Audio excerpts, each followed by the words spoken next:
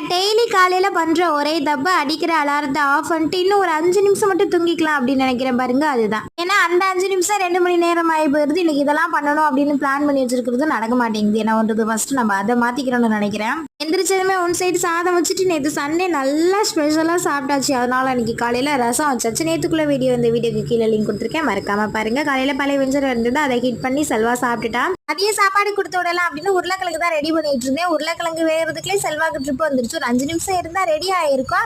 அதுக்குள்ளே trip cancel ஆயிடுச்சுன்னா நம்மளை போட்டு கும்மி போடுவேன். அதனால அவங்க அப்படியே பை பை சொல்லி அனுப்பிட்டு ட்ரெஸ் துவைக்கலான்னு பார்த்தா இருக்கிற ட்ரெஸ்லாம் துவைக்கிற மாதிரி தான் இருந்தது.